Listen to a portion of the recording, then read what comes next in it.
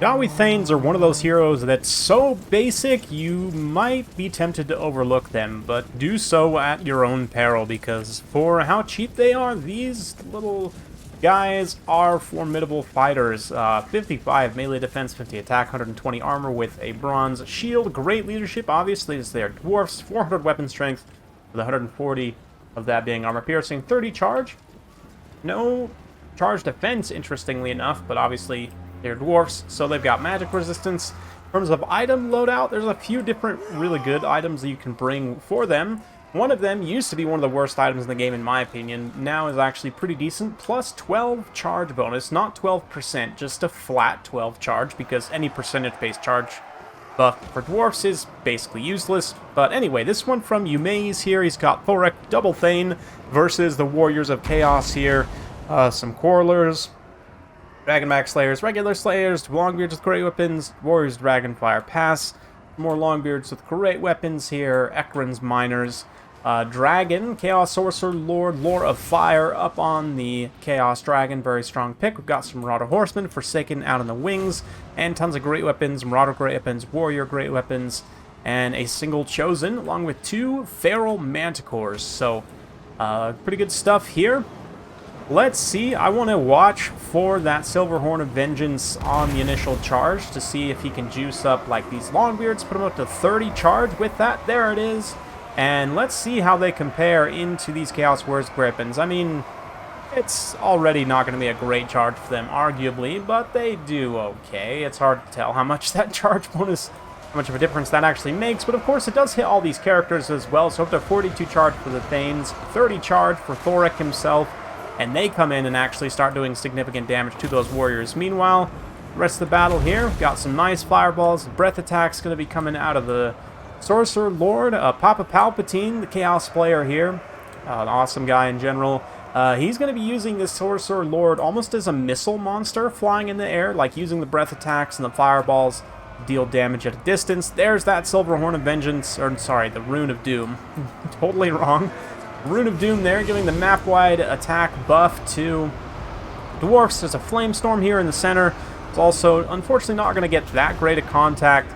A little bit of bad RNG there, but hey, I do respect the usage of Flamestorm. Definitely very fun. Cascading Fire Cloak on the Warriors with great weapons as well to boost up their melee defense as the character box kind of moves through. The Thane's helping to protect Thorek is very important here because obviously, with the double Manticore and the Dragon, brutal breath attack there on that little pocket of Dawi infantry. Great little opportunistic play there by Papa Palpatine. Yume's still holding firm, though, and you can see the Dragon kind of comes in and then nopes out. That's mostly because, like, this even 3v3 here with the Dragon and the 2 Manticores versus Thorek and the 2 Thanes, like, it's not a guarantee that the Monsters of Chaos would win that, even 3v3, so you definitely don't want to take anything less than that, you know, in terms of favorability. Ideally, you'd want to get Thorek isolated away from the Thanes, or, you know, take out one of the Thanes away from the other 2. But anyway, still very close. You can see there in the back, a lot of these Dwarven units being cleaned up. Nice drop for Terror here. Pretty safe, as you're not too near these dangerous characters. Even the Slayers can be screened out very well by Forsaken, and I believe, Papa Palpatine, if you're in the comments, let us know. I want to say the Forsaken are specifically to take out Slayers here, which is actually a really good engagement for them. You can see the Slayers are kind of running away almost. They get the Rune of Breaking, up to 60 weapon strength, plus armor sundering. They're going to bring the Forsaken down to 55 armor and just hit him a little bit harder, along with the Quarreler support there. They're going to get in, try and get it done. The Chosen have just been holding the character pocket in place for some time in the front. They're taking some damage, but they are very tough to kill, especially with that Cascading Fire Cloak. They're going to go up to 80 plus melee defense. They should be able to hold for quite some time, and it's just a matter, of course, for the Dragons and the Manticores and everything else to try and clean up what's left of the Dawi army, you know, away from these characters. But let's take a look. Warriors Dragonfire Pass still pretty healthy. Slayers also still fighting, even if they're not necessarily super healthy, but a really nice breath attack there from the Sorcerer Lord on the Dragonback Slayers. Kind of one of the most dangerous units left on the field, right, besides the characters, so it definitely makes sense to try and finish them off. But another Rune of Doom, Fear and melee attack. The Fear will help, actually, in terms of leadership just a little bit, right, because the Dragon and the Manticores won't apply Fear, but now Papa Palpatine's going to drop down and take this hero fight, so we'll get in for some close-ups as the two Thanes are just, you know, dwarfed, get it, by, no pun intended, by these massive monsters here. But, again, don't let their tiny size fool you. They will fight these Manticores just fine and are actually winning this engagement pretty decisively. So, you know, arguably for Papa Palpatine, he should have just stayed mobile with his monsters and tried to clean up all these infantry and then wait until these three characters are, like, well and truly isolated to drop in. But at the same time, I understand, like, if your monsters get too low, then you can't really drop in at the end. Like, you just won't have enough to finish them off straight up. So it's a tough situation, tough call to make, but unfortunately for the Warriors of Chaos, Thoric and his Thanes here just rocking out heavy metal 3v1, and because their tiny size almost helps them in that way, right? Like, I would have to look at the base size. It's probably the same, to be honest, as most other infantry characters, but in general, infantry characters having a small base means it's a lot easier for them to go like 3v1 versus a monster, right, than it would be for you to go 3v1 with your own monsters. Would not the dwarfs have access to those, but you know what I mean. What the foot characters and horse characters, sometimes that small size lets them kind of gang up on other bigger targets in a way that they wouldn't be able to if they themselves were bigger, right? Hopefully that makes sense. Anyway, both of the Thanes managed to weather the storm here as well. I mean, both of them are about half HP. Miscast damage blows up the Sorcerer, and that fortunately triggers army losses. So great game to both. Super fun one. Big thanks to Maze for the replay. He posted that in the dedicated tournament Discord, which if you guys are looking for anything relating to tournaments, any and all tournament-related information, definitely be sure to check that Discord out. If I remember, I'll put a link down in the description below. That will be good for at least a week. So anyway, great game to both. Yumeis here. The buffs for the Dwarven Infantry helping them trade up is really good. That's one of the main reasons you bring Thoric. But Thoric himself carries quite a bit of value here, as do the Thanes. Again, we got to check their cost. We'll look at that in just a second here, but it's pretty low for the amount of value that you're getting for them. That is quite cost-effective.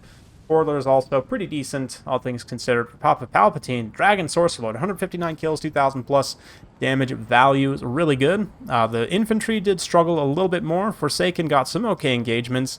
Same thing, Warriors with Griffins, you would like to see a little bit more out of them. Same thing, Chosen, like just shy of where you would want to be. So, yeah, probably mix in a couple of Chariots in this build. Like, me personally, yeah, I don't know. I'd have to kind of sit down and think about it. But I love the pick of the Sorcerer Dragon Fire Lord thing. Anyway, so Thanes, let's just do some more comparisons. I didn't see all their items here, but I just wanted to quickly mention in particular, the AoE weakness to fire item can be very good for synergizing. Obviously, they've got Foe Seeker and Deadly Onslaught. But as for support, this Rune of Dismay, I mean, 10% speed isn't that much, but if you are stacking it with other abilities, it can be good. I just don't know if this is necessarily worth, you know, 150 gold to take. This one, for sure, is worth 80 gold in my eyes if you have any units which deal fire damage, which, I mean, blasting charges of all types deal fire damage. You've got, obviously, fire units like Iron Drakes. Brimstone guns deal fire damage. Flame cannons, again, a little bit more obvious. But also synergizes with Dragonback Slayers, given that they have a flammable contact effect as well. You can get minus 40% weakness to fire without even having access to Kindle Flame, which is really quite remarkable when you stop and think about it. Of course, like Fire Ring of Thori for the Engineer also, obviously, does fire damage. So, you know, there's a lot of areas of synergy, like running this thing out initially to cause a unit to blob up, to then throw blasting charges at them. You know, this Iron Beard's Ring, definitely one to consider. And then, of course, the Silverhorn of Vengeance. We saw it used to pretty decent effect there. More so for, like, a character box, I would think. You'd get maybe more value off of it. But in some infantry cases, you know, just generally the fact that your Great Weapon Infantry doesn't have good charge bonus, it doesn't benefit as much from the Great Weapon versus Cavalry large interactions. Juicing up that charge bonus makes that more favorable for your infantry, so definitely great. But even just base cost 500. I mean, one of them was just base cost 500. The other one was 595 with the Silverhorn of Vengeance. So both of them were super cost effective, and the one that, you know, paid over 1,000, I mean, that is just fantastic. You think about other generic kind of melee characters. Beastman's Wargore got quite a bit more expensive. They didn't include it in the patch notes, but they did just straight up make him more expensive. He's up to 800 now, which, I mean, you look at his stats, like, yeah, he's got anti-infantry, but less melee defense, less HP, less armor, less leadership. He's faster, but, I mean, some other differences. Better charge bonus for the Wargore. But considering how much of a difference there is in cost, that is pretty significant. Paladin, I do believe, is cheaper and also has an anti-large bonus, but a little bit weaker in certain aspects. Same thing with, like, the Empire Captain. He is obviously weaker, right? The White King, I want to say, is the other one that's, like, exactly 500.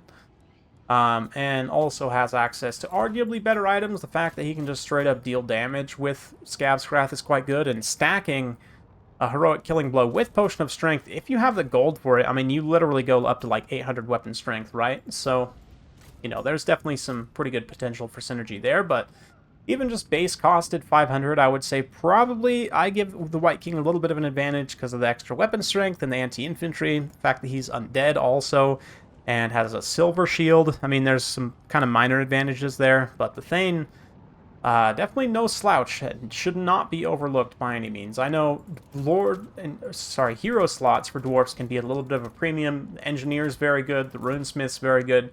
Arguably, you want, you know, both of them, but especially if you're taking Thorek, you know, you can probably cut the Runesmith, take a Thane instead. Just in general, I would say don't forget about the Thanes, because they are like a 500 cost single entity, not quite Ironbreaker, but pretty close. So, hopefully you enjoyed that. If you like this sort of content, be sure to like, subscribe, hit that bell notification button. Every time I upload a new video, you'll be notified. Thanks again. See you next time.